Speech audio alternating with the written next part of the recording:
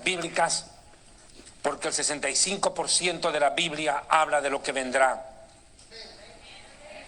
Para Jesús las profecías bíblicas fueron tan importantes que Mateo 24, Marcos 13 y Lucas 21 presentaron un sermón escatológico contundente, inclusive en Lucas 17. Hablar de la profecía bíblica, hablar del arrebatamiento, hablar del final de los tiempos es un mandamiento, porque la Biblia dice claramente: anúncienles lo que viene y lo que está por venir. Eso dice el profeta Isaías. Anúncienles lo que viene y lo que está por venir. Eso lo dice Isaías 44:7. Y en Tesalonicenses dice: no menospreciéis las profecías. No se puede menospreciar la profecía, porque ella es un sendero para entender el trajinar del ser humano en la tierra. Quiero agradecerles también a Radio Unción, que está retransmitiendo esta señal. Uno de los momentos de la historia que también no pudieron quedar de lado en la escritura, de los cuales los profetas hablaron, fue el momento terrible, tétrico de la Segunda Guerra Mundial. Ese momento tan difícil que tuvo que vivir el pueblo judío en los campos de concentración durante el Holocausto. Es de eso de lo que voy a hablar hoy, a la luz del profeta Ezequiel, capítulo 37. Vamos a ver cómo las profecías bíblicas hablan de la restauración del Estado de Israel en el final de los tiempos, como un prolegómeno a lo que será el arrebatamiento de la iglesia. Ezequiel capítulo 37.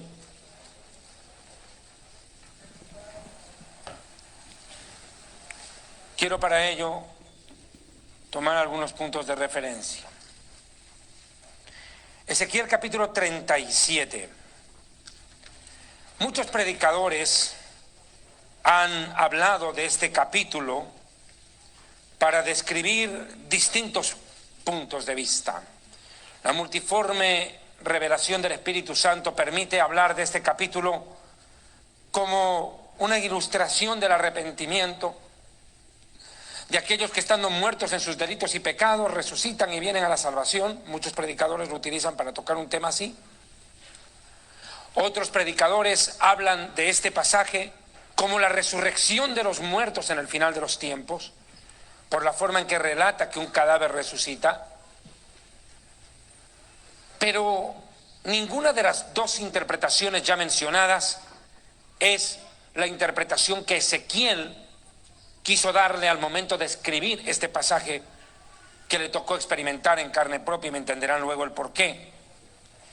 Para el profeta Ezequiel, este no es un pasaje ilustrativo del arrepentimiento simplemente, o de la resurrección de los muertos en el día del arrebatamiento del juicio final, o del juicio final. Es no otra cosa que la narración del holocausto nazi, ese holocausto perpetrado por los nazis, la gran matanza en los campos de exterminio y el posterior renacer del Estado de Israel, la resurrección del pueblo judío, que era un pueblo que ya estaba al borde del exterminio.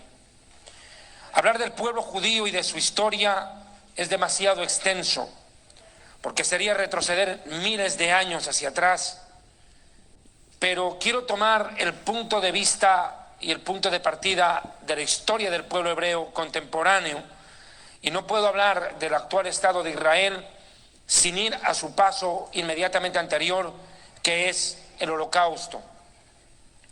Así se lo conoce. Este periodo de la historia que dejó como saldo la muerte de 6 millones de judíos durante los días de la Segunda Guerra Mundial, que tuvo como objetivo final y principal también el exterminio de los judíos por parte de un desaforado psicópata llamado Adolfo Hitler, que consideraba a los judíos como los causantes de todas las desgracias de la humanidad, que consideró al pueblo judío como un pueblo subhumano que merecía la muerte. Para Adolfo Hitler, decía que bastaba que un abuelo sea judío, uno de tus abuelos sea judío o abuelas, era razón suficiente para que marches a una cámara de gas sin opción a nada, a la muerte. Precisamente basados en ese principio de que basta un abuelo para ser llevado a una cámara de gas, es que el actual Estado de Israel creó la ley del retorno, conocida como la Aliá, en la cual se dice claramente que basta que una persona tenga un abuelo judío, tiene el derecho de migrar a Israel y recibir la nacionalidad israelí. Y a partir de esa ley, millones de judíos han regresado al Estado moderno de Israel, que actualmente ha alcanzado a más de 6 millones de habitantes como población. Dicen que hay 25 millones de personas en el mundo que tienen por lo menos un abuelo judío, lo cual les da el derecho de pedirle nacionalidad a Israel, imagínense, 25 millones, y calculan que en Latinoamérica existen por lo menos 6 millones de personas en esa condición y no están ni enterados. Pero bueno, mire, este doloroso momento de la historia del pueblo judío en la Segunda Guerra Mundial retrata el antisemitismo y la judeofobia. El deseo de exterminar al pueblo de Israel, de borrarlo de la faz de la tierra, no es un sentimiento nuevo, es un sentimiento que ha existido en el mundo por muchísimos siglos. El primer genocida, el primer antijudío, el primer judeófobo fue Faraón. Si usted mira Éxodo capítulo 1, va a notar un detalle muy interesante. Fíjese por favor en Éxodo capítulo 1, dejando marcado Ezequiel capítulo 37. Lamento mucho, pero los libros se han agotado por completo. Vamos a buscar una solución al final del culto. Bien, Éxodo capítulo 1, verso 6. Y murió Joseph y todos sus hermanos y toda aquella generación. Habla de la generación de José, el soñador de sueños, que termina siendo vendido por sus hermanos como esclavo y termina siendo el vicefaraón. De la esclavitud al poder, José es, sin lugar a dudas, el primer consejero judío en nación gentil a lo largo de la historia. Hubieron muchos, entre ellos Daniel, entre ellos Nehemías. Pero el primero fue José, un gran estadista que salvó a Egipto de la hambruna cuando tuvo el sueño de las vacas gordas y las vacas flacas, el faraón, y Joseph se lo interpretó. Y posteriormente esto sirvió para que él administre las riquezas de Egipto y termine salvando no solo al país, sino toda la región circunvecina.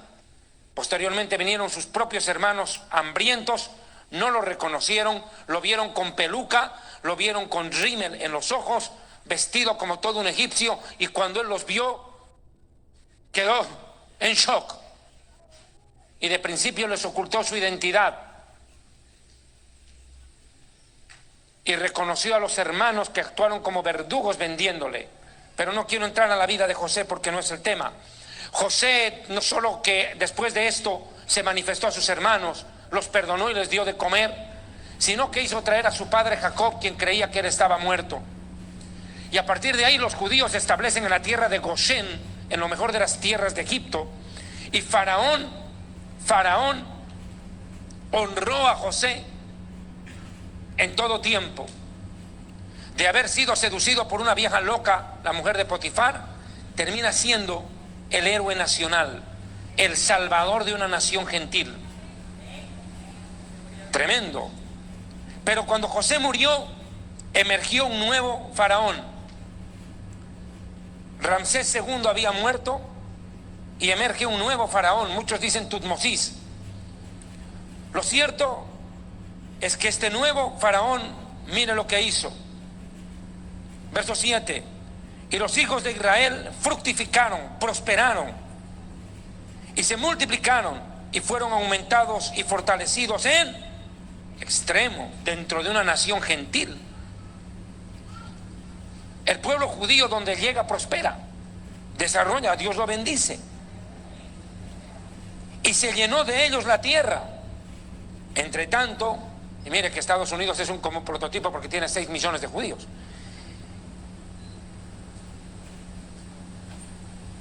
Y de ellos se llenó 8.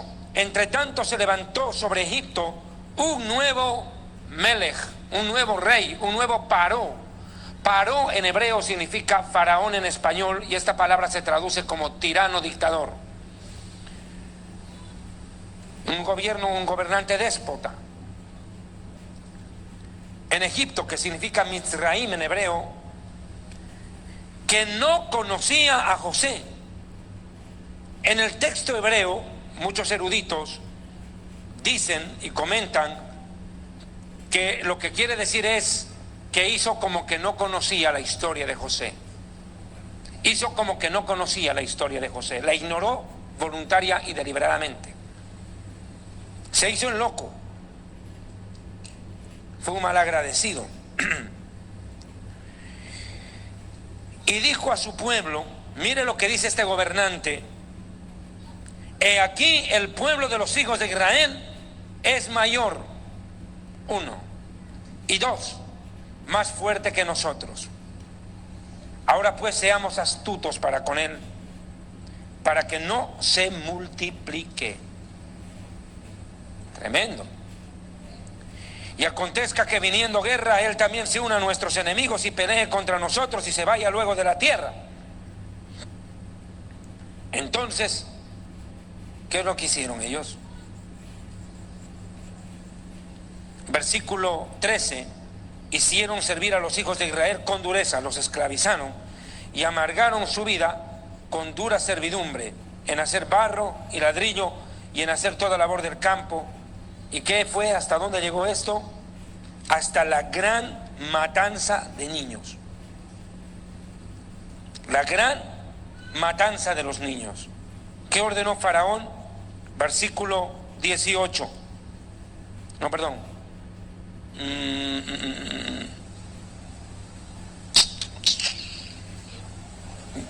Ya.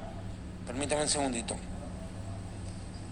15. Y luego el rey de Egipto habló a las parteras de las hebreas, de las cuales una se llamaba Cifra y otra Fuga. Les dijo: cuando asistan a las hebreas en sus partos y vean ustedes el sexo, si es hijo, mátenlo, y si es hija, déjenla viva. El primer genocida de la historia. Y se la trajo contra el pueblo judío. Dijo: maten a todos los niños. Igual que Herodes en la época del Mesías.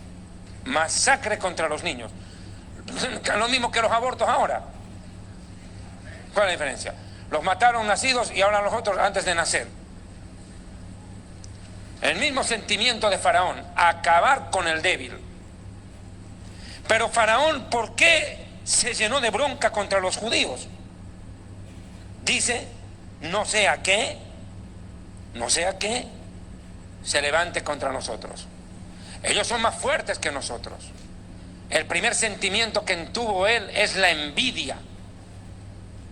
El deseo no de tener lo que los hebreos tenían, porque el envidioso no quiere tener lo que tienes. El envidioso quiere que no tengas lo que tienes, aún así él no lo tenga.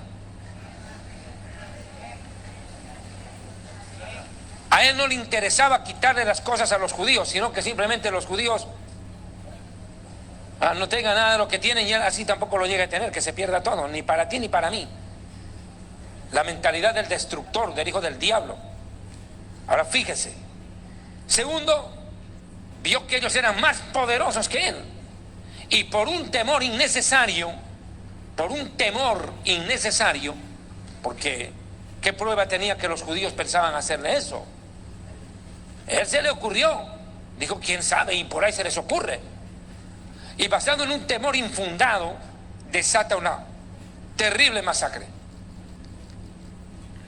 Y este sentimiento común se fue reproduciendo a lo largo de la historia en distintos personajes, entre ellos Adolfo Hitler. Digo, los judíos son muy ricos, son muy prósperos, esto aquí, esto allá.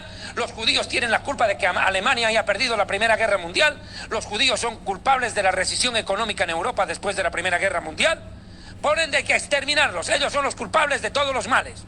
Buscó un culpable a los males del mundo. Buscó un culpable, un chivo expiatorio para los males de la humanidad. Entonces, ¿qué pasó? Desata una persecución basada en envidia a la riqueza y la prosperidad de los judíos europeos en ese momento. Los culpa de las desgracias de la nación y desata su odio voraz contra el pueblo de Israel. Y comienza la persecución. Tan grave fue la persecución que Hitler traza un plan de exterminio para los hebreos. Empieza a trasladarlos supuestamente a fábricas, a empresas, para que trabajen y produzcan, según él, para el imperio, para el gobierno ario, que era supuestamente la raza superior, la raza mayor. A mí me causa tanta risa e hilaridad a veces cuando yo escucho o veo en la televisión cómo hay gente en nuestra América Latina que defiende las ideas de Hitler. ¿Y quiénes son? Indígenas. ¡Qué barbaridad! Si Hitler hubiera logrado su cometido y hubiera exterminado a los judíos, los siguientes hubieran sido ellos. Y por las mismas razones. Ser una raza inferior para los arios. Lo cierto es que este terrible momento de la historia provoca que judíos sean deportados de distintos lugares de Europa a estos supuestas empresas donde iban a trabajar, a producir. Lo mismo que hizo Faraón, produzcan adobe. Y ahora, por reclamar, van a traer la paja y van a hacer más trabajo. Y van a cumplir literalmente lo que hizo Faraón, lo hizo Hitler. Esclavizar a los judíos y encerrarlos en campos rodeados de cercas eléctricas.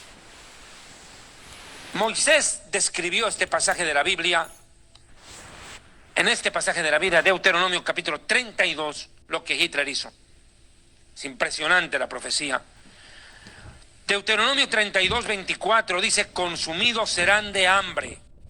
Cuando usted mira la televisión, cuando usted mira películas como La lista de Schindler o El escape de Sobibor o cualquier otra, usted va a ver que lo más común es mirar a personas en un estado cadavérico, que apenas podían sostenerse en pie. Personas que no superaban ni siquiera los 18 o 20 kilos de peso. Completamente acabados, muertos de hambre. Devorados de fiebre ardiente como agarró la fiebre tifoidea en los días finales de la Segunda Guerra Mundial, casi todos los campos de exterminio. Y de peste amarga. Dientes de fieras enviaré sobre ellos. ¿Acaso no fue que en los campos de exterminio agarraban a los perros Rottweiler y los soltaban y se comían hasta los niños? Con veneno de serpientes de la tierra. Este veneno es el ciclón B, el veneno utilizado en las cámaras de gas, del cual Moisés habló. Veneno de serpientes. Y por fuera desolará la espada, es decir, la guerra. Por fuera de los campos, la guerra. Y por dentro de los campos de exterminio, las cámaras del espanto. Lea, por favor. Las cámaras del espanto. ¿Qué nombre le dieron los nazis a esas cámaras? ¿No fueron llamados cámaras de gas? Literalmente Moisés lo describió. Impresionante. Así al joven como a la doncella, al niño de pecho como al hombre anciano. Sin excepción. Quienes hemos perdido familiares, ancestros en la Segunda Guerra Mundial, sabemos que esto fue literalmente así. Mi familia fue deportada de Hungría a Polonia. Mi familia fue llevada a los campos de concentración en Auschwitz, Birkenau, y allí murieron 37 personas de mi familia, desde Hungría. Después de este terrible holocausto, o Shoah en hebreo, que significa catástrofe, ese es el nombre que se le da en hebreo, la Shoah, que significa catástrofe, porque holocausto se suena más como una ofrenda a Dios. Uno a veces tiene la idea, libro de Levítico, la ofrenda del holocausto, la incineración total de la víctima en ofrenda a Dios. Pero esto no fue el sentido. Fue una verdadera Shoah, una verdadera catástrofe, una verdadera calamidad. Vino un proceso después de restauración del pueblo judío y del retorno de los judíos de los 4 puntos cardinales del planeta rumbo a la tierra de Israel. El Señor, Dios de los ejércitos, habló del holocausto, explicó lo que pasaría con los judíos. El mismo Mesías, Yeshua, lo dijo: y serán llevados cautivos a las naciones, esclavos, y morirán a filo de espada, dijo Jesús. Y así murieron. El holocausto y procesos anteriores, como los pogroms en la ex Unión Soviética o en la Rusia imperial, o los guetos como el de Varsovia, la Inquisición en España y Portugal, que decanta en la expulsión de los judíos de España y Portugal, que terminan viniendo a descubrir América a la cabeza de un judío llamado Cristóbal Colón, que en el afán de salvarse los monta en 3 carabelas para llegar a las Indias y salvar a los judíos de Europa y llevarlos a toda la región del Catay y de las Indias, donde las comunidades judías estaban a salvo y florecientes. Terminan llegando a otro lado del continente y descubriendo una tierra nueva, casi como dice el paisano de las suegras aztecas, el Chapulín, casi sin querer queriendo. Y descubren un nuevo continente y salvaron la vida de millones de judíos en aquel tiempo, escapando de España. Pero la Biblia describe que después de estos terribles momentos de persecución entre las naciones, donde el pueblo judío era visto como un pueblo judío errante, un pueblo sin tierra, un pueblo desterrado,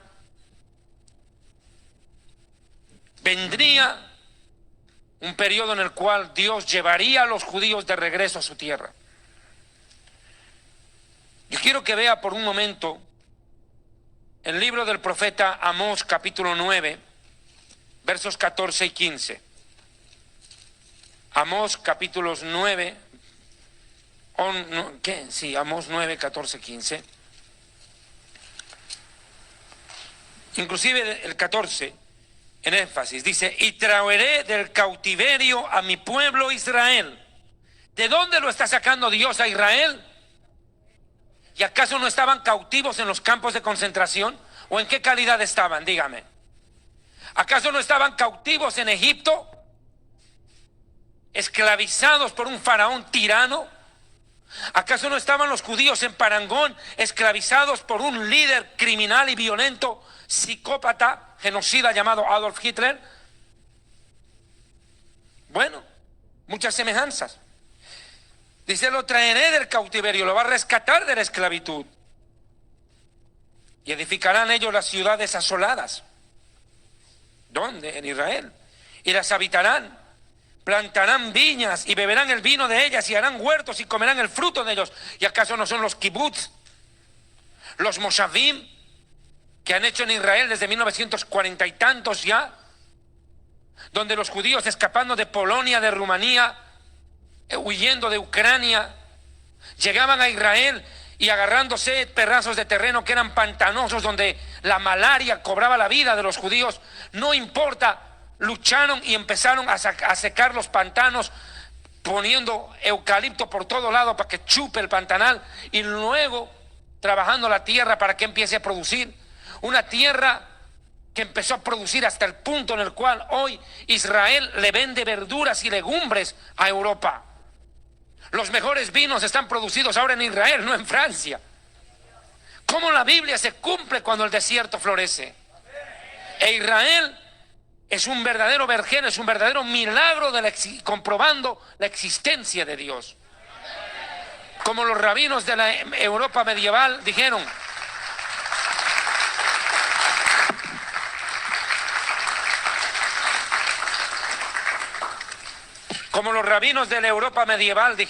voy a tomar un tereré, un mate con hielo.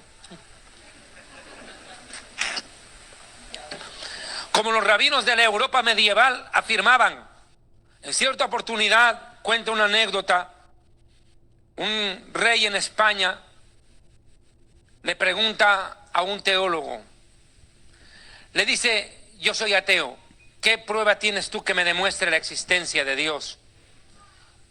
Y el religioso le dice, ¿usted no cree en Dios? No, yo no creo en Dios. ¿Quiere que le demuestre que Dios existe? Sí. Y estaba pasando un judío por la calle. Y le dijo, esos son la prueba que Dios existe. Mire cómo han sobrevivido.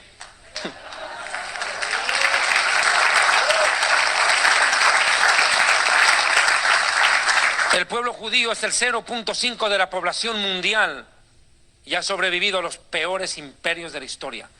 Todos los imperios desde Egipto, Asiria, Babilonia, Medo-Persia, Grecia, Roma, España imperial, la Rusia imperial, la Alemania nazi, todos ellos perecieron. Y ese 0.5 le sigue diciendo al mundo, Shema Israel, Adonai Eloheinu, Adonai Echad. Escucha Israel, el Señor nuestro Dios, el Señor uno es. Y ese susurro que sale de la boca de los judíos ha recorrido la historia desde un extremo del mundo hasta el otro, proclamando la unicidad del Dios vivo y verdadero, entendiendo que el destino del judío no puede entenderse sin la existencia de Dios. El destino de los judíos no se entiende sin la existencia de Dios. Más claro lo que le estoy diciendo.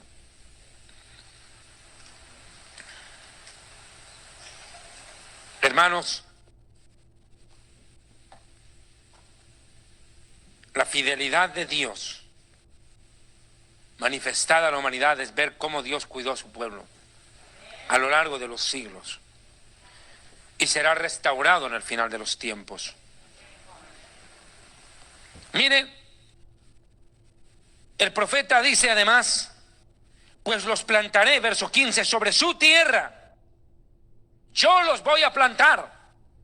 Esta es obra mía, no del hombre, no de los diplomáticos ni de los políticos. Aunque Dios los usó, y de eso hablaré más adelante. Pero esta es una obra de Dios, plantarlos, establecerlos, física, emocional, mental, económica e idiomáticamente. Convertir a este pueblo al borde de la desaparición. Mueren 6 millones de judíos, la tercera parte de los judíos de Europa fueron masacrados. Y luego Israel es convertido en un Estado. ¿Qué es un Estado? Es una sociedad políticamente organizada, con un gobierno central y con gobernados en un determinado territorio geográfico, con un idioma en común. Eso es un Estado. Una sociedad políticamente organizada entre gobernantes y gobernados, asentada en un espacio geográfico determinado, donde todos hablan un idioma en común, aunque Israel es una torre de Babel donde todo el mundo habla 1000 idiomas. Jeremías capítulo 16, y nunca más serán arrancados de su tierra que yo les di. Y aunque tenemos a los palestinos fregando la vida cada día, nunca han podido desarraigar a Israel. Si hay un pueblo que conoce lo que es el terror y el terrorismo, no es el colombiano solamente o el peruano, que hoy día recuerda este momento, los 70.000 muertos que dejó Sendero Luminoso, y que hoy tiene un punto, espero final en su historia, un total final, con la muerte de Abimael Guzmán, el fundador de Sendero Luminoso, caecido hoy en Lima.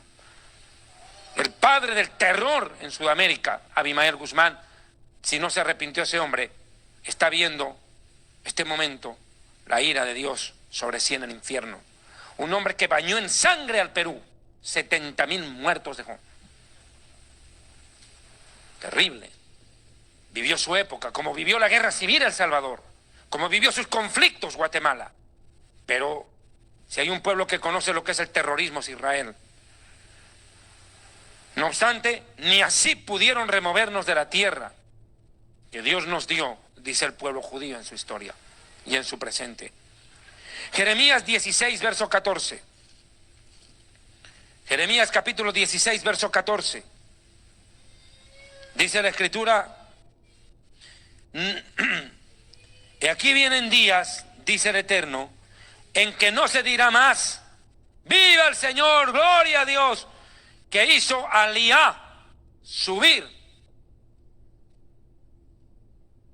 Olé, hizo subir a los hijos de Israel de la tierra de Egipto. Fíjese la palabra, subir. ¿Cómo se llama hoy el proceso mediante el cual un judío o un descendiente judío pide nacionalidad a Israel y le dan la repatriación para irse a vivir allá? ¿Cómo se llama? ¿Acaso no se llama aliyá? ¿Qué significa la aliyá? Subir, ascender. Cuando un judío regresa a vivir a Israel, está haciendo aliyá, está elevando su nefesh, su alma, en principio, y luego está subiendo físicamente a un lugar geográfico que Dios le asignó, que es la tierra de Israel.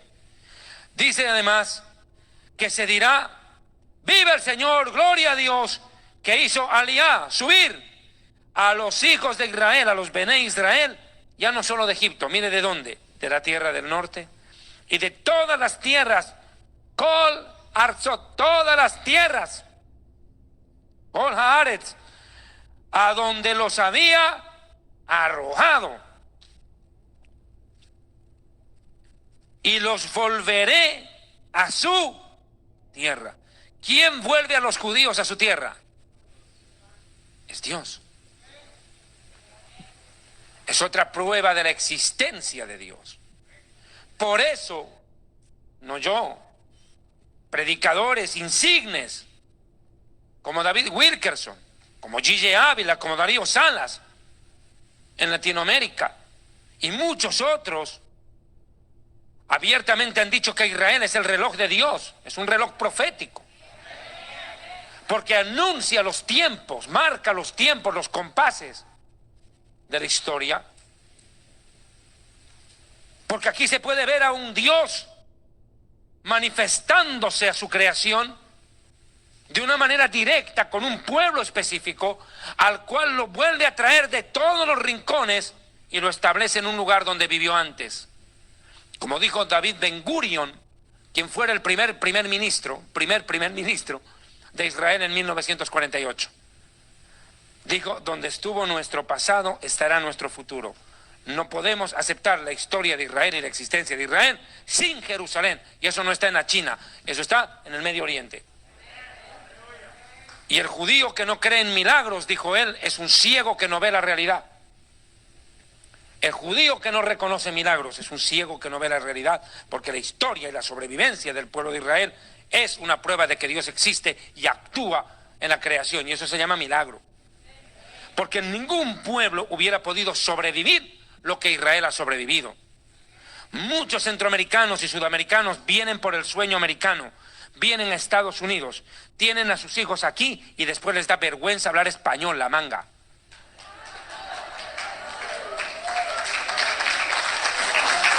Terrible. Qué cosa más fea.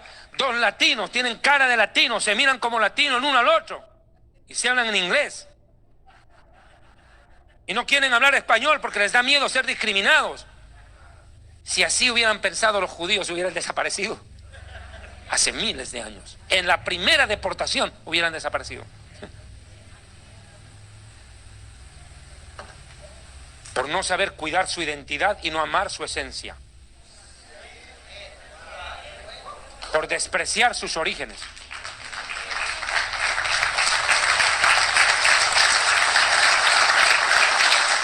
Si ustedes como padres no les enseñan a sus hijos a ser orgullosos de la sangre que llevan, Estados Unidos verá una invasión de gente sin contexto social que vendrá de origen latino pero negará serlo, porque se avergonzará hasta de su propio idioma. ¡Qué vergüenza! Ayer escuchaba un comentario. Son ahora los norteamericanos los que quieren aprender español, sienten que ellos necesitan más. Pues demuéstrenles, pues. En los partidos de fútbol hasta los visitantes ganan. Ganen. Son tantos que pueden hacerse sentir. Pero el primer latino que nace, hijo de latinos, nace aquí. No, ya, I don't speak Spanish. Qué sarna. Terrible. Israel no perdió su identidad.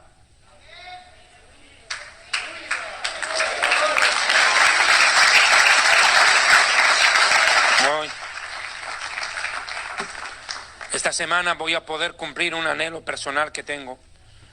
Por si acaso, a todos los hermanos en Chicago, Illinois, el fin de semana estaré predicando allá.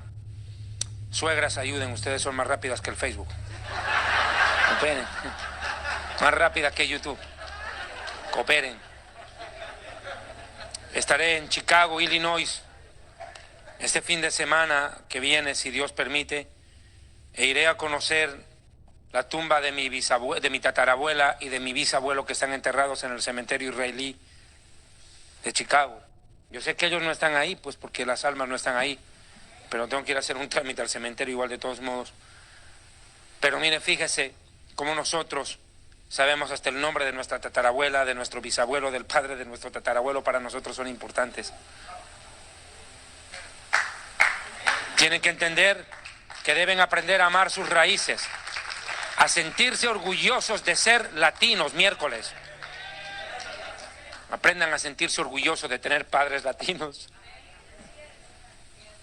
No pierdan su identidad y su esencia, porque si las pierden, ustedes serán zombies sociales. Esos serán resentidos sociales contra sus propios padres, su propia sangre y su propio origen. Y al final no son ni chicha ni limonada. ¿Qué fue lo que hizo Dios con el pueblo judío? Lo mantuvo en su esencia.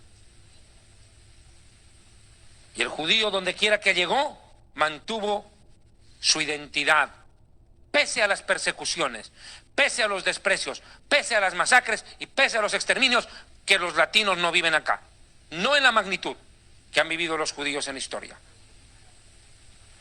Y se mantuvieron fieles a ello.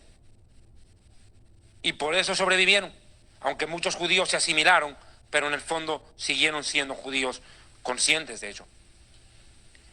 Entonces, ¿qué pasó aquí? La relación Dios, pueblo, tierra, esa triada, Dios, pueblo, tierra, vuelve a tomar dimensión, porque el pueblo compuesto por judíos errantes, ahora ya no son judíos errantes, ahora son judíos con tierra, con patria, con país, un país al cual vuelven. Yo leí una frase en estos días de una pensadora judía. Este pensamiento me lo mandó la directora de la Sochnut, de la Agencia Judía para Israel, me lo mandó el otro día, y dice, permítame, lo voy a leer, me llama mucho la atención lo que dice esta mujer. A propósito, entre tanto busco esto, les quiero comunicar que la hermana Sonia Waters ha hablado conmigo hace un momento y me está confirmando de que va a venir a predicar a esta iglesia. Amén, gloria a Dios. Amén. Mire, escuche lo que dijo Hannah Shemesh. Dijo ella, hay un lugar en el mundo al que uno no escapa, ni tampoco emigra, sino al cual uno retorna. Este lugar se llama casa, y esto es la tierra de Israel para nosotros. Tremendo. ¿Se da cuenta esa relación? El judío entiende que Israel es Habait, la casa. Volver a casa.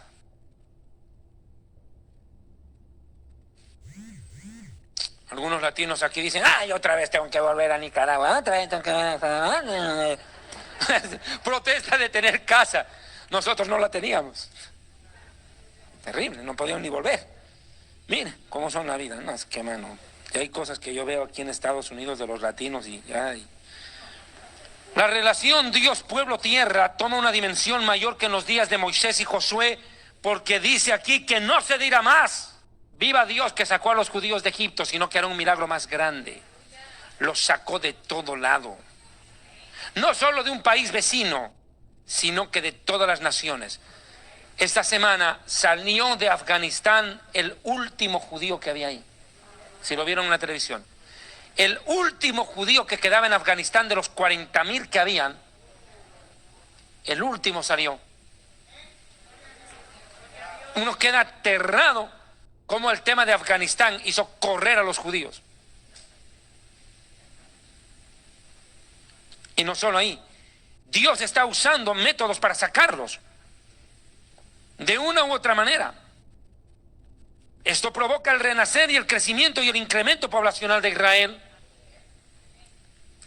Este Israel, que en el calendario hebreo esta semana celebró 5.782 años de existencia, contando desde Adán, el primer humano. Esta semana el pueblo judío celebró el Rosh Hashanah, el Año Nuevo. Y el día 16 de este mes estará celebrando el Yom Kippur y posteriormente tabernáculos. Pero quiero ir ahora al renacer del Estado de Israel de acuerdo a la profecía de Ezequiel capítulo 37. La palabra Israel es una palabra que ha sido estudiada desde todo punto de vista. Y realmente es una palabra que conlleva, un nombre que conlleva una y mil cosas dentro de sí. Primero, que en el nombre Israel están los nombres de todos los padres y madres que dieron origen a la nación. Y de Isaac y de Jacob, S de Sara, R de Raquel y de Rebeca, A de Abraham, E de Esaú, L de Lea. Todos ellos, Isaac, Jacob, Sara, Raquel, Rebeca, Abraham, Esaú y Lea.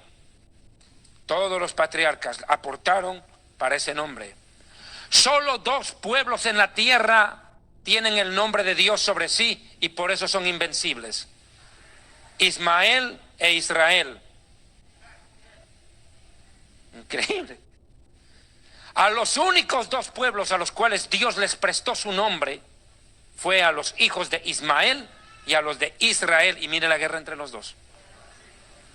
Por eso es una guerra fuerte, porque el nombre de Dios es invocado sobre los 2. Un tremendo problema. Y los 2 son circuncidados. Guardan un pacto. Con Abraham vino. Son hijos de pacto. Hay promesa sobre los 2. Segundo dato, quiero hablar acerca de este Cohen llamado Ezequiel, que es un Cohen, es un sacerdote, no es un judío común. No es un judío común. Y aquí quiero hacer una aclaración. El judaísmo moderno dice que ser judío es nacer de madre judía. Entonces el rey David no es judío, porque su abuela fue moabita, Ruth. Entonces los hijos de Moisés no serían judíos para los rabinos de hoy, porque eran hijos de la cushita. ¿Y qué pasó con la hermana de Moisés? Discriminó a la cuñada. ¿Y cómo terminó? Con lepra. Con lepra. Eso es racismo. La discriminó por el color de su piel. Le dijo Dios: no te gustan los negros, ¿verdad? Pues ahora vas a ser más blanca que el papel. Y la dejó leprosa. Dios contra el racismo. Entonces, si el judaísmo es por la madre, los hijos de Moisés no son judíos. Los hijos de Rahab, la ramera que entró a la generación de Israel, no serían judíos. Los hijos de la Ruth moabita no serían judíos. Por ende, David no sería judío. Entonces, ¿cómo gobernó Israel? Y si David no es judío, Jesús tampoco.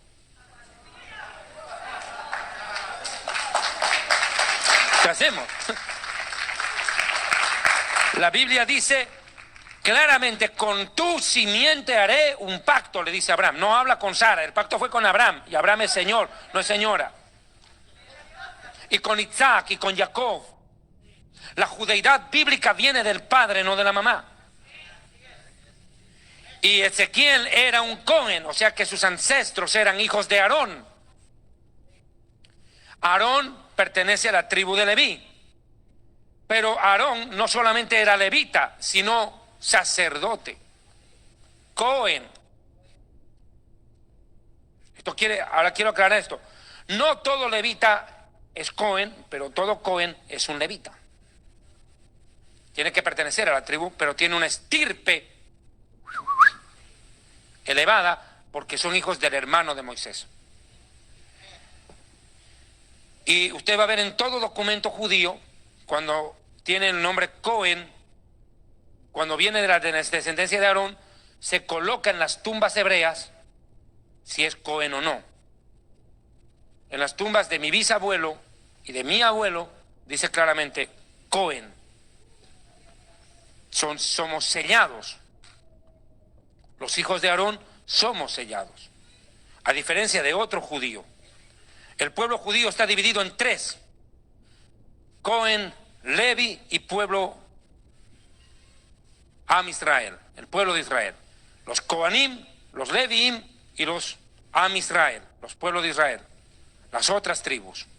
Tiene 3 estratos, 3 jerarquías. Y Ezequiel pertenecía a la rama superior, por así decirlo, a los Coanim. Era un sacerdote descendiente de Aarón. Por ende no podía tocar cadáver, no podía contaminarse con muertos. Yo el otro día prediqué acerca de la vaca roja y expliqué la simbología espiritual de la purificación para los sacerdotes por medio del sacrificio de la vaca roja. Escrito en el libro de Números capítulo 19, palabra pura de Dios. Entonces, no podían tocar cadáver y cuando tocaban cadáver había que purificarse en aguas mezcladas con cenizas de la vaca roja. Pero sin embargo Dios aquí hace algo raro con Ezequiel. Hermano, es que Dios es soberano con sus propias leyes. Dios dijo, nunca permitirás al moabita habitar en medio de los hijos de Israel. Y sin embargo Ruth entró. No permitirás ramera en medio de tu pueblo. Y Dios permitió que Rahab entre y sea tatarabuela de Jesús, de Yeshua. Cuando Dios hace la excepción a su propia ley, sería este título. Agarra a Ezequiel y lo llevó, enseguida vamos a ver, nada más y nada menos que a un campo de muerte. Y lo puso ahí en medio de los muertos. Increíble. O sea, Dios mismo mandó a Ezequiel a pararse en medio de los cadáveres, impurificándose con solo contactarse con ellos. Increíble. Uno dice, ¿pero qué pasó aquí? Bueno, pero es Dios. Ve a Ezequiel 37:1. Vamos a correr, porque la prédica recién va a empezar. Vamos al preámbulo. La mano del Eterno vino sobre mí y me llevó en el espíritu del Señor y me puso en medio, ahorita voy a leer otra versión, de un valle que estaba lleno de huesos. Me detengo. No, inclusive, y me hizo pasar cerca de ellos por todo alrededor. He aquí que eran muchísimos sobre la faz del campo. Y por cierto, calcinados, secos en gran manera. Un amigo mío, Ariel Sobalbarro, en Eslovaquia, con su esposa, y le mando un saludo a mi cuate, nicaragüense. Yo creo que es el único nicaragüense en Eslovaquia. Imagínate cómo habrá llegado ahí. ¿Sabe? Pero ya tiene su retoño, imagínense. Nica eslovaco, ¿cómo será eso? O sea, gallo pinto mezclado con qué comerán. No digo nada porque mi familia era eslovaca.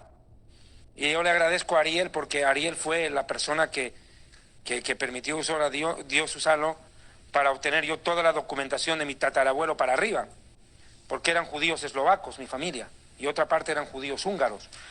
Bueno, él está allá en Eslovaquia y en una Biblia muy antigua encontró algo muy llamativo que me mandó justamente hoy. En el versículo 1 de esta versión antigua de la Biblia dice: posóse sobre mí la mano del Eterno, y el Señor me trasladó en su espíritu y me dejó en medio de la vega, la cual se hallaba llena de huesos. Hízome pasar junto a ellos todo alrededor, y aquí que habían muchísimos sobre la superficie de la llanura. Hermano, usted va a decir, pero ¿y dónde está la diferencia? Es que no es lo mismo, mi amigo, un valle que una vega. No son lo mismo. Primero, hay que entender algo muy sencillo. A ver, un valle está entre dos cerros, entre dos montañas. Pero la vega está a la orilla de un río, no está entre las montañas, está a la orilla del río. ¿Dónde fue Ezequiel? Hermano, esto es impresionante. La Biblia, en pequeños detalles, pronuncia mucho. Mire, primero voy a explicar qué es vega. Es un terreno bajo, llano, fértil, a la orilla de un río. Una frase dice: en la vega de aquel río la familia cultivaba árboles frutales. En cambio, valle, ya lo he explicado, es un terreno entre dos montañas. Te voy a decir, pero ¿qué tiene que ver con lo que usted está hablando? Mucho, porque hay un error de traducción en la Reina Valera. Acá no es lo mismo vega que valle. ¿Dónde estaba Auschwitz? ¿En un valle? No hay ningún valle, pero sí están ríos ahí. Es increíble. O sea, cuando yo comparto este tema con algunos hermanos judíos, es realmente impresionante, porque Auschwitz, el campo de exterminio más famoso de la Segunda Guerra Mundial, está entre dos ríos, el Vístula y el Sola, siendo la vega más cercana a la del río Vístula. O sea, que de Auschwitz al río está pegado. Usted lo puede ver en cualquier mapa, por Google Earth. Impresionante. No queda atónitos. O sea que Dios agarró a este profeta Ezequiel. Vamos a ver cuándo vivió este cuate, para ser claro.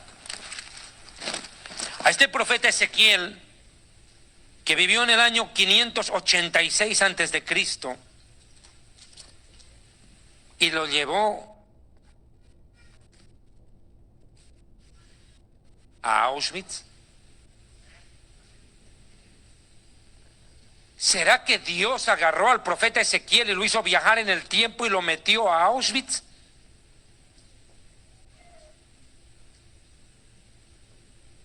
Del 586 antes del Mesías hasta 1940 y tantos, ¿lo hizo viajar en el tiempo?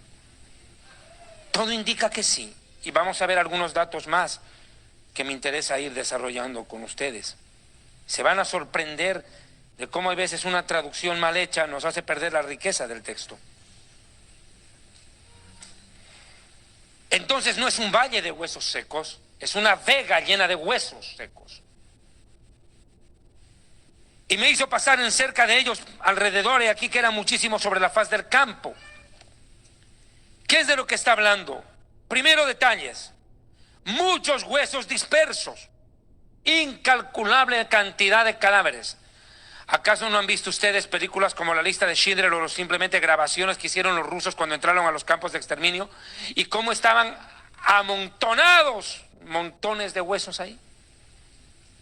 Cráneos por aquí, fémur por allá, caderas, costillas, regados por todo lado. ¿Qué es lo que vio? Estaban regados, no dice que estaban enterrados, o sea que estaban sobre la superficie. Segundo, totalmente descalcificados, o sea, 2 veces muertos, sin el más mínimo de vida ósea, porque un hueso también se descalcifica. Está sin calcio, acá totalmente desprovisto de vida. Notemos que esta fue una profecía escrita entre el 593 y el 571 antes del Mesías. Por ende, Ezequiel profetizó tiempos de la resurrección nacional del pueblo judío en el final de los tiempos. Una nación que prácticamente emergió de la muerte y el exterminio. Esto, mi amigo, es fruto de una resurrección nacional del exterminio. Israel es el resultado de emerger como el ave fénix prácticamente de la muerte. Ezequiel 37:3 dice: y me dijo, hijo de hombre, ¿vivirán estos huesos? ¿Qué pregunta? Y Señor, le dije, tú lo sabes. En pocas palabras, ya me imagino la sorpresa de Ezequiel, ¿no? Viajar en el tiempo, llegar a Auschwitz, ver tanto hueso, darse la vuelta, muertos por aquí, muertos por allá. Y Dios le dice, este es tu pueblo, ¿crees que va a vivir?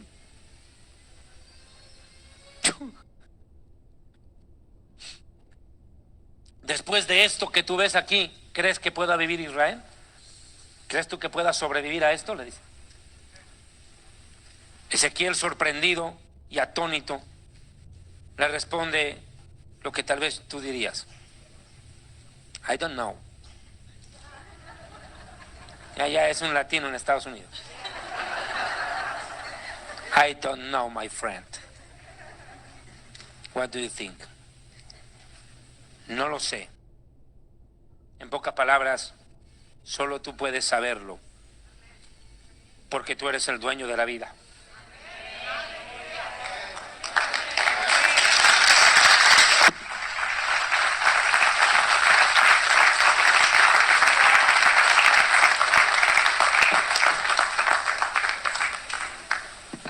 Viendo con ojos humanos, imposible. Entonces la pregunta es: ¿Dios quiere restaurar a ese pueblo de muertos? Sí. La pregunta es: ¿cómo lo va a hacer? Quiere, pero ¿cómo? Paso 1, una restauración física. Regresarlo del exterminio y prácticamente de la muerte a ese pueblo ancestral. Y segundo, regresarlo a una relación con Dios por medio de una restauración espiritual. Una restauración en 2 etapas. Resucita la nación y luego ese pueblo se vuelve a Dios. 2 restauraciones. En su tierra y ante Dios. Con conversión. Basado en el arrepentimiento nacional por medio de la teshuvá, el regresar a Dios. Y como dijo Oseas: vuélvete, oh Israel, al Señor tu Dios, pues has tropezado a causa de tu maldad. Vuélvete al Señor tu Dios. Volvé a Dios, hacé teshuvá, arrepentite. Y aquí empieza la restauración. Verso 4 dice la Escritura: me dijo entonces, profetiza sobre estos huesos y diles: huesos secos, oíd palabra del Señor. ¿Y desde cuándo los huesos oyen? Terrible. ¿Desde cuándo los huesos tienen tímpanos para oír? Pero él no cuestionó. Los huesos no tienen oídos, eso es ilógico. ¿Cómo puede un profeta hablar a la materia muerta? A un montón de huesos. Usted quiere juntar, ve 20 calaveras y aquí ve fémurs, tibia, peroné, costillas. Dice: y ahora, ¿cuál será la costilla de este hueso? Esta calavera tendría que ser con este. No, pero creo que es más chico. ¿Se da cuenta lo que era? Armar un rompecabezas, eso es más fácil que hacer lo que tenía que pasar acá. Hermano, la fe no es ver para creer, es creer para poder ver. Ezequiel entiende que la fe supera la lógica. La fe supera la razón. La fe nos hace entrar a un mundo espiritual donde las cosas se reciben en espíritu, no en raciocinio. Hay que entender que Ezequiel no cuestionó, obedeció. En el verso 5 dice: así ha dicho Adonai el Señor a estos huesos: he aquí yo hago entrar espíritu en ustedes y vivirán. ¿Quién puede contra esa orden?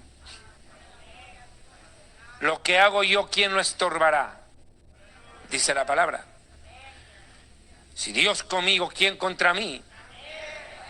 Hermano, les dice Dios a esos huesos: pondré tendones entre ustedes, o sea, los voy a unir. Este hueso se mezclará con su propia calavera. Esta costilla se juntará con la otra costilla y formará un esternón. Y armará todo el sistema, todo el tronco, los brazos. Yo lo voy a hacer y los voy a amarrar los huesos para que no se suelten. Increíble. Y haré luego subir sobre ustedes carne. Carne. Y luego de que haya carne, les voy a poner piel encima. Cuando a los judíos se los despellejaba, cuando les arrancaban el pellejo en vida a los judíos para hacer lámparas, aquí dice Dios: yo les voy a poner piel. Cuando se les arrancaba los dientes a los cadáveres para hacer piezas finas de ajedrez, cuando les sacaban la grasa del cuerpo a los judíos para hacer jabón barato y venderlo en los días de la guerra. Increíble. Y pondré en ustedes espíritu y vivirán. Y no solo eso, sabrán. Ahí sí la razón entra. Recién actuar. Y sabrán que yo lo hice. Bendito sea Dios.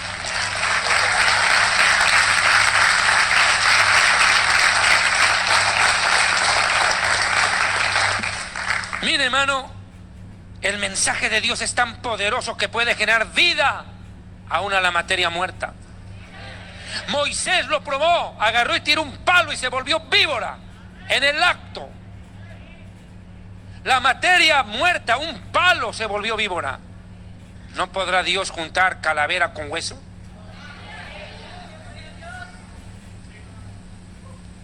Hermano, Él dijo: yo soy la resurrección y la vida. Yo tengo el poder de hacerlo. El que cree en mí, aunque esté muerto, vivirá, vivirá, vivirá.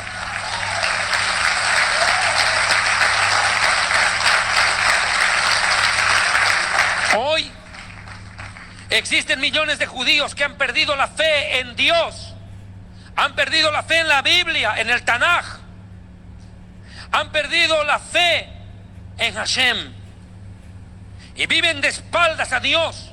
E Israel se ha convertido en un paraíso de los homosexuales y lesbianas. Increíble. Cuesta creerlo. Millones de judíos desprecian a Dios y su palabra. Han perdido la fe. Pero Dios dice: aunque estés muerto espiritualmente y sin fe, yo te voy a dar vida. Porque eso no depende de ti, es decisión mía, punto. Te enseñaré a creer en mí. Te enseñaré a depender de mí, a vivir para mí. Hermano, aunque muchos judíos se declaran ateos o agnósticos, se han metido en cosas terribles como la superstición, como la Kabbalah, se han metido a la carta astral, a los zodiacos, y muchos rabinos predican reencarnación. Es increíble, yo veo rabinos en YouTube hablando de la reencarnación, del karma, el dharma, vivir en otra vida, entrar en las dimensiones. Qué marihuanada, están mal. Si se levantaran de la tumba Moisés, Isaías, David, agarran a palos a estos manes. Samuel los degollaría. Les diría: oigan, ¿de dónde sacan ustedes reencarnación? ¿Que acaso no resucité al hijo de la viuda de Sarepta de Sidón? Diría el profeta. ¿Dónde vieron reencarnación? Pero vean, el judaísmo también hay gente que está predicando doctrinas antibíblicas, herejías. Rabinos que usted los mira con respeto, venerables rabinos, con sus barbas más largas que pajarito, que Arturo Norero, una barba más grande que la de Norero, vestidos de negro, con los peyes, con su sisit colgando, con camisa blanca, vestidos de negro, con qué prolijidad caminan en las calles. Y uno dice: wow, debe ser muy santo. Y predicando reencarnación, predicándoles el karma, el dharma, hablándoles de cosas que no están en la Torah. Terrible. No obstante, así estén muertos y sumergidos en herejías, dice Dios: así estén muertos, yo los haré vivir. Así ustedes estén en el cementerio de la fe, con la fe muerta, los resucitaré.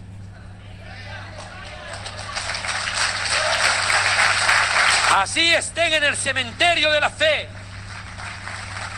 Y esto también es para la iglesia que se ha contaminado con tanta herejía y doctrina de hombres, doctrinas de demonios también. Y aunque dicen ser evangélicos y cristianos, abrazan con emoción y entusiasmo la doctrina de la prosperidad. Aplauden a los pseudos apóstoles, a los pseudo profetas de la prosperidad. Corren detrás de esos. Y dice, aunque estés muerto en la fe, tienes fama de que vives, pero estás muerto, porque la fe es por el oír mi palabra. Pero como tú no oyes mi palabra, oyes basura. Cuando usted junta las dos orejas y las pone ahí, va a ver que se forma el corazón. O sea que por aquí va el corazón. Es simple. Junte dos orejas y va a ver que forma el corazón. Porque de ahí va el corazón. Y si usted escucha basura, imagínese eso, brother. Imagínese. Yeah. Miren, suegras, por eso Dios les dio dos orejas y una sola lengua. Haga caso a la mayoría. Dos siempre serán más que uno. Bueno, suegritas, avancen. Mire, así estén en el cementerio de la fe. Aparentemente ustedes ya no pueden oír porque están huesos, secos. Pero yo les puedo dar vida porque es orden de Dios. Ezequiel actuó en circunstancia, actuó y dijo, verso 7, profeticé como me fue mandado, no cuestioné. Profeticé. ¿Qué quiere decir profetizar? Hoy con tanto profetín suelto, tanto apostolín colorado, no contaban con su astucia marihuanesca. Tanto predicador que se quiere llamar profeta, apóstol, encumbrado sobre su propio pedestal, de donde Dios los derribará. Hoy, cuando la iglesia escucha tanto hereje, ha distorsionado el concepto de profetizar y ahora es decirle a la gente lo que quiere oír. Yo profetizo que tú eres rico, yo lo declaro que eres millonario, decreto que este momento baja del cielo tu bendición económica y mañana vas a recibir dinero en tu tarjeta de crédito. Alguien depositará hasta por equivocación $1.000.000 en tu cuenta. Yo lo declaro, lo decreto, lo visualizo, lo profetizo como profeta del Altísimo. Yo recibo la bendición y la comparto contigo porque el Señor me ha dicho que Él murió en la cruz y se hizo pobre para que tú seas rico, y te traigo esa revelación. La voluntad de Dios es que seas rico. Y las suegras, ¡amén!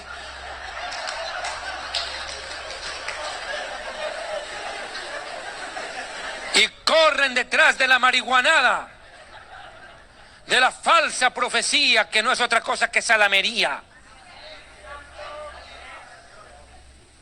Terrible. Hoy, cuando tanta herejía es predicada, han prostituido el concepto de profetizar. Profetizar es proclamar palabra de Dios con autoridad y unción del Espíritu Santo. Profetizar es hablar lo que Dios ha dicho. Pero estos hablan sin que Dios los mande y dicen, el Señor me dijo, el Señor me dijo. Desde brujas como la mexicana Ana Méndez, vamos a escuchar hablar a los billetes. Increíble, ni a la chilindrina se le ocurre eso. El mismo Satanás dice, ¡wow! Los billetes hablan, ¿oyeron, demonios? Este está peor que yo.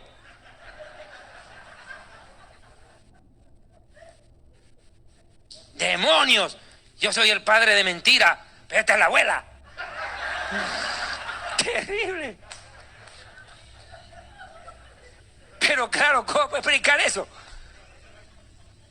O la siguiente reacción posible de Satanás al escuchar predicar a Ana Méndez, a Cash Luna o a Maldonado. Es decir, ¿ah? ¿Qué dijo? ¿Qué dijo? Oye, ven acá, Belial, venga. Sí. ¿Qué dijo esa vieja? Los billetes hablan, jefe. Los billetes hablan. Y esa vieja cuando muera por hereje va a venir acá. Sí, ay papito, Dios, haz algo. Esta vieja viene aquí al infierno y me contamina a mis demonios. Me los va a confundir. Demonios, no se junten con esa chusma. Chusma, chusma. Increíble. El diablo huye de estos predicadores. El diablo escapa. No porque ellos tengan autoridad sobre él, sino porque están peor que Satanás. El diablo dice, ¡ay, papá, corran! No sea que nos confundan. Terrible. El diablo dice, uy, usted está peor que yo. ¿Quién sabe, todavía hay esperanza? Porque dicen cosas que ni a Satanás se le hubiera ocurrido decir. El diablo dice que cree y tiembla. Estos ni creen ni tiemblan, están peor que los demonios. Están peor. Claro que Dios prospera, claro que Dios bendice. Pero estos tipos, ahí van. Ezequiel profetizó como le fue mandado y dice que ese momento hubo un ruido, verso 7. Mientras yo profetizaba. Y luego hubo un temblor, todo se sacudió. Y en medio del sacudón, los huesos se juntaron, cada hueso con su propio hueso. No hubo confusión. Imagínense que a uno le toque la lengua de una suegra. Pobre hombre. Esto no era mío. Y miré, he aquí que tendones subían sobre ellos, y la carne subió, y luego la piel los cubrió por encima. Pero seguían muertos, brother. No había espíritu, eran zombies. Vamos a ver ese proceso de resurrección nacional. ¿Cuál fue el ruido que se escuchó? Una noticia internacional copó los medios de comunicación en aquellos días, en aquellos años. Entre 1812 y 1903 llegaron a Israel 25,000 judíos procedentes de Rusia imperial, Rumanía y el Yemen. 25,000 judíos llegan. Un ruido y la noticia empezó a circular. ¡Wow! ¿Cómo así? Judíos de otro lado se están yendo a vivir a lo que antes era, bueno, lo llamaban Palestina, ¿no? ¿Están yéndose a vivir ahí? ¡Wow! ¡Qué noticia más rara! ¡Qué raro! ¿Por qué no vienen a vivir a Nueva York? ¿Por qué no vienen a vivir a Chicago, que era la meca de los judíos? Todo el mundo llegaba a Chicago. Ahí prosperaron los judíos en esa época, en ese siglo. No, se van a vivir justo al Medio Oriente. ¡Qué raro! Esto se conoce como la primera aliyá, el primer ascenso a Jerusalén, a Israel. Luego vino un temblor. ¿Qué cosa puede ser lo que haya hecho estremecer al mundo? ¿Qué noticia hizo sacudir al planeta en aquel momento? Porque eso es un temblor, un sacudón. Pregúnteles a los mexicanos que aprobaron el aborto y en la noche temblaron. Y el cielo noche antes estaba rojo, diciéndoles Dios, aquí está su sangre derramada. Miren, ¿quieren sangre? Pues tomen, compadre. Increíble. Yo miraba el video de Miguel Sánchez Ávila, que posteó y dio una explicación, el nieto de Gigi Ávila, mi cuate. Posteó ahí, miren en México, dijo estas fotografías. El cielo con manchas rojas en la noche. Como si hubiera estado ardiendo fuego ahí, no era fuego, era color sangre. Como diciéndole Dios, ahí está, por esto. ¿Quieren sangre? Hacen culto a la muerte, pues muerte tienen. Terrible. ¿Qué puede ser ese temblor que sacude todo? Entre 1904 y 1914, imagínense, antes de Hitler, ahora 40,000 judíos escapan de Rusia y de Polonia y arriban a Israel, fuera de los otros 25,000. En esos años, en Rusia tenían lugar terribles matanzas contra los judíos allí asentados en los llamados pogroms, que significa devastaciones. Esto dio lugar a la segunda aliyá. Terrible momento de la historia. Tremendo.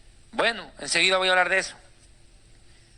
Perdonen, por favor, que diga esto, pero creo que Herzl no solamente fue un estadista, no solamente fue un periodista, un abogado, un hombre muy letrado, muy culto, sino creo que tuvo una visión de profeta.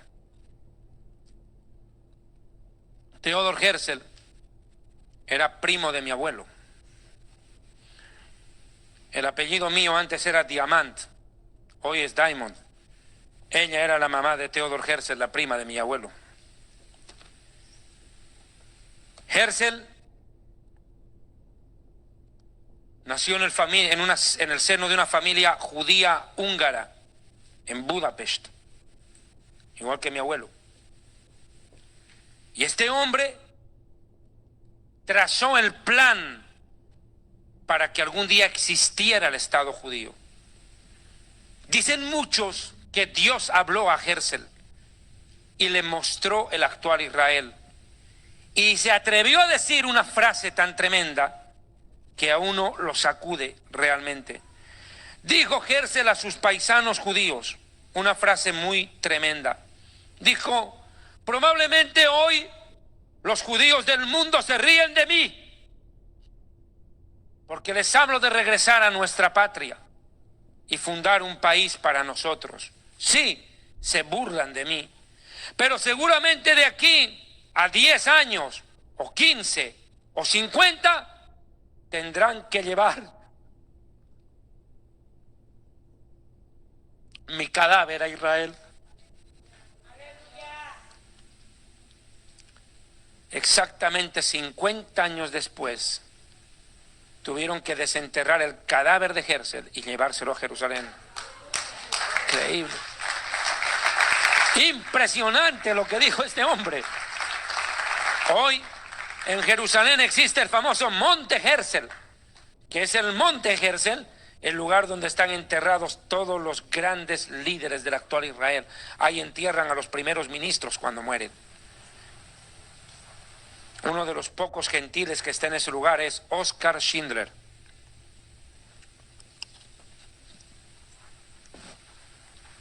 El único miembro del Partido Nacional Socialista Alemán, el único nazi en ese lugar, enterrado con honores por haber salvado la vida a miles de judíos.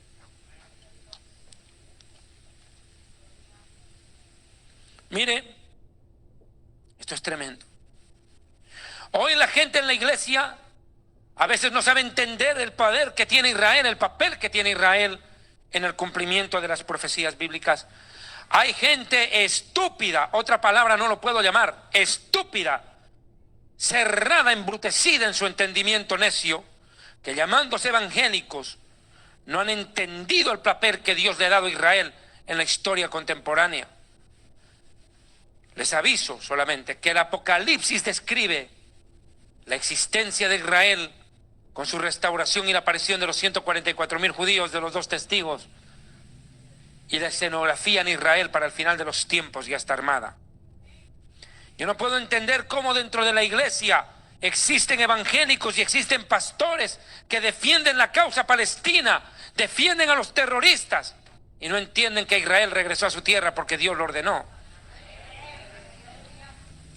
No entienden. Pues mi amigo, el antisemitismo dentro de la iglesia, y lo digo claro, el antisemitismo, el odio contra los judíos en la iglesia, no es ignorancia, se llama pecado. El odiar a Israel o al pueblo judío en la iglesia es una actitud rebelde contra Dios. Ninguna persona que se dice ser cristiana puede odiar a Israel, pues tiene que amar lo que Dios ama. Y Dios dice que ama a Israel. Es más, su propio Mesías, Salvador y Fundador es un judío llamado Yeshua. Un israelí.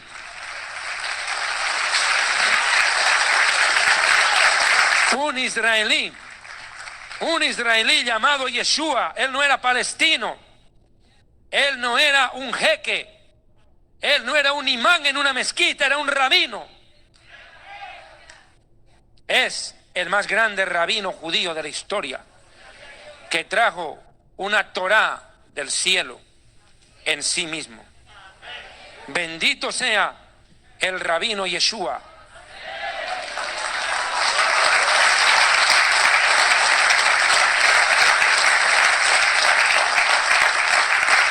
El rabino más famoso, el judío más conocido de la historia, tanto que la partió en dos.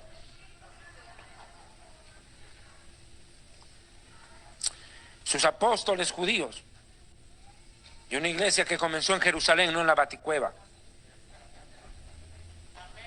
No comenzó con Batman ni el Papa. Empezó con Yeshua. La verdadera iglesia toma las palabras de Ruth, no las de Faraón. Porque Ruth dijo, tu pueblo será mi pueblo. Tu Dios será el mío.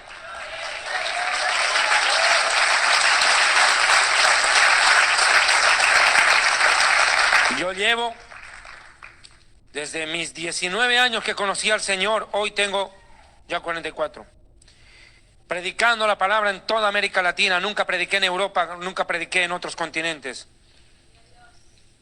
Y le enseñé a Latinoamérica a amar a Israel. Si usted ve mis primeras prédicas, cuando era changuito ahí,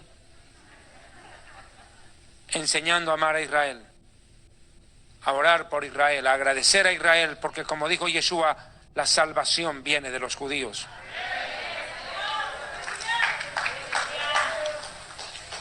Les enseñé eso. Ese fue mi deber, entre otras cosas. Ezequiel 37:8 dice, y miré, he aquí que tendones subieron sobre ellos, y la carne subió. ¿Cuáles fueron esos tendones? Todo este proceso avanzó sobre ruedas y llegamos a 1917. Ocurre algo que hace que los tendones se afirmen, es decir, el deseo de los judíos de regresar a su tierra. En 1917 el mundo cambia. Revolución industrial y revolución rusa. Octubre de 1917, Vladimir Ilich Ulyanov, un judío, y León Davidovich Trotsky, otro judío, junto a los bolcheviques, se levantan en armas y toman el poder derrocando al zar e instauran el socialismo en Rusia y convierten a Rusia en la Unión Soviética, un imperio que trajinó en la historia. Pero no solamente eso ocurrió. Ese 1917 experimenta otro fenómeno. En Inglaterra surge la figura de un hombre, Arthur Balfour. En 1917, nótese, 17, cuando el Imperio Británico tenía la potestad sobre todo lo que se llamaba Palestina, emite una declaración. Arthur James Balfour era un hombre del gobierno británico, profundo conocedor de la Biblia, amante de las profecías bíblicas. Y este hombre entiende que llegaba el tiempo en que los judíos regresarían a su patria y emite una promulgación la cual los Rothschild aceptan con beneplácito para todo el pueblo judío. Balfour entiende que el gobierno británico tiene que pronunciarse sobre el derecho de los judíos a volver a su tierra. Y esta declaración de Balfour en 1917 fue, sin lugar a dudas, prácticamente el acta de nacimiento del actual Estado de Israel. Fue el gran empujón histórico. Así como los tendones o nervios sostienen a los huesos en su sitio, la declaración Balfour le da estabilidad y firmeza al anhelo judío de establecerse en su propia patria. ¿Por qué la declaración se llama así, Arthur Balfour? Balfour era ministro de Relaciones Exteriores de Gran Bretaña, pero ante todo era un evangélico devoto, amante de las profecías de la Biblia, y determinado sobre la base de que él sabía que los judíos regresarían a su tierra santa, trabajó para que esto aconteciera. 1917. Facilitó el ingreso de miles de judíos a Israel. Luego de esto, lamentablemente, vino el Holocausto. En 1938 comienza el Kristallnacht. El Kristallnacht, la noche de los cristales. Los nazis se levantan e incendian toda la judería de Alemania. Rompen los cristales de las vitrinas donde habían negocios judíos. Incendian todas las sinagogas que podían a su alcance encontrar. Agarran los rollos de la Torá, del Pentateuco, la ley de Moisés. Agarran el Talmud y toda la literatura rabínica y en grandes hogueras en las calles incendiaron todo, y grandes masacres contra los judíos se propagaron ya rápidamente en Alemania, que no paró hasta la creación de 22 campos de exterminio o campos de concentración en toda Europa, donde mis ancestros murieron. En el caso de mi familia, mi bisabuela y sus hermanos, más muchos familiares colaterales y otros en Eslovaquia, en Theresienstadt, perecieron.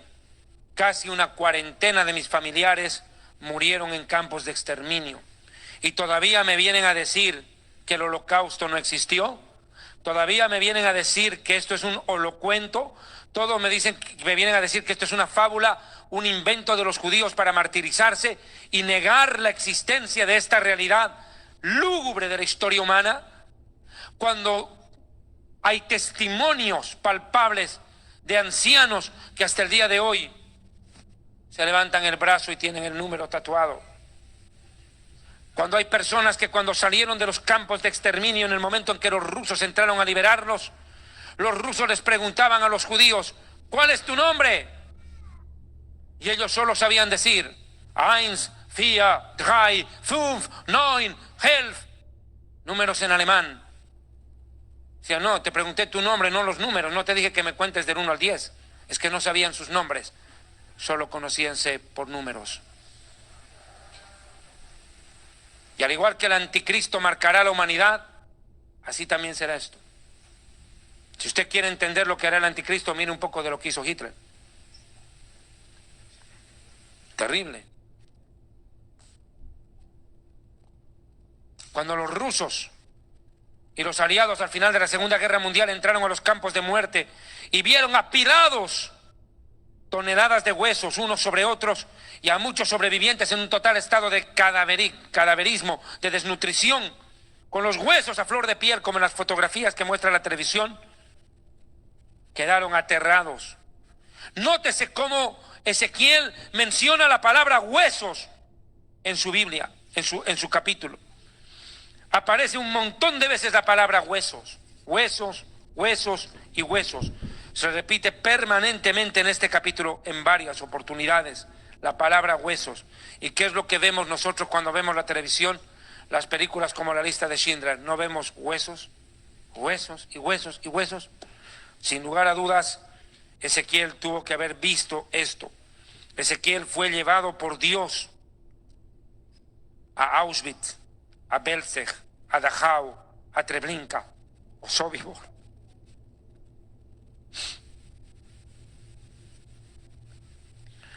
Ezequiel 37:11.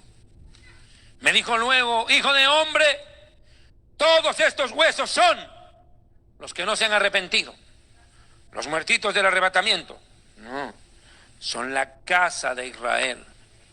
Dios mismo está diciendo que esta profecía no es para la iglesia, es para Israel. En el final de los días, ellos dicen, los judíos dicen: nuestros huesos se secaron, nos incineraron, nos metieron al crematorio. Cuando para un judío es abominación la cremación cadavérica, deliberadamente practicada. Ahora otra cosa es que ya por el COVID lo que pasó, o que en un incendio quede incinerado el cadáver, una explosión de un avión en el aire. Yo no estoy hablando de esas situaciones extremas, pero lo que hizo Hitler con los judíos fue terrible, porque fue aplicarnos algo que los judíos consideramos abominación, la incineración de cadáveres. Nosotros sepultamos, Abraham sepultó a Sara, no la mandó a incinerar. Dios sepultó a Moisés, no lo mandó a quemar. Pero bueno, me dijo: hijo de hombre, estos son la casa de Israel, y ellos declaran: nuestros huesos se secaron y para nosotros no hay esperanza. Somos del todo En el original no dice destruidos, dice exterminados.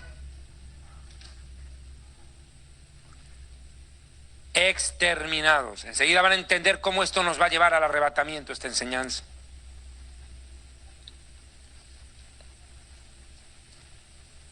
Pereció nuestra esperanza. Así se veían los judíos a sí mismos después de esta etapa de la historia.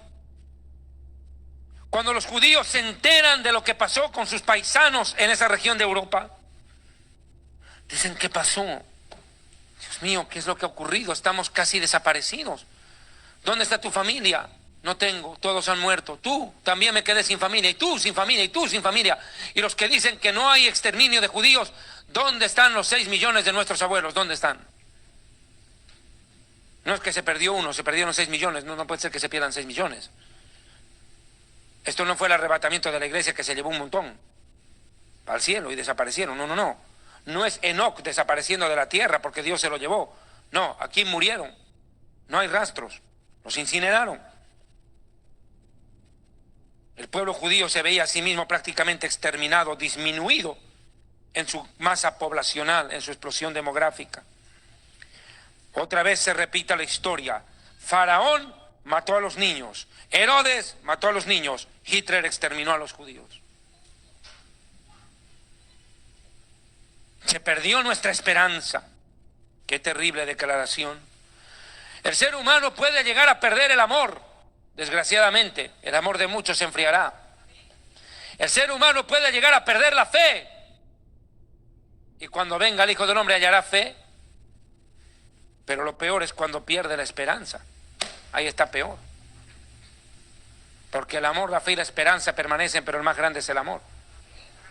Pero si cuando usted ha perdido encima la esperanza, mijito, esto es un infierno, porque en el infierno no hay esperanza de salvación. Vivir sin esperanza es como ya adelantarse a vivir en el infierno. Los que están en el infierno no tienen la esperanza de salvarse. Quiero que me entienda esto. Esto es brutal de entender. Perdieron la esperanza. Y agarrado de ese pasaje de la Biblia, un personaje de la historia de Israel, Neftalí Zvi Imber, basado en este verso, escribe Hatikva. Hatikva, que en hebreo significa la esperanza. Existe un video en internet de un grupo de judíos húngaros, niños de un kinder judío, cantando durante la época previa a la Segunda Guerra Mundial la Hatikva. Increíble. ¿Quién diría que esta canción popular entre los judíos europeos terminó convirtiéndose en el himno del Estado de Israel?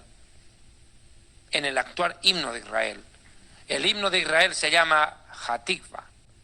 Es el único himno en el mundo donde no se habla de la guerra ni de la victoria.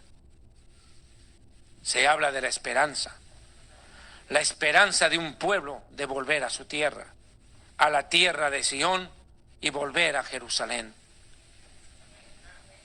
Leshana haba Birushalayim, Leshana haba Birushalayim, el grito repetido por cada judío en la noche de la Pascua: el próximo año en Jerusalén, el próximo año en Jerusalén, el próximo año en Jerusalén. El sueño y la esperanza de los judíos de reconectarse con la ciudad de Dios para ascender a Dios. Den un aplauso al Señor. Bendito Dios.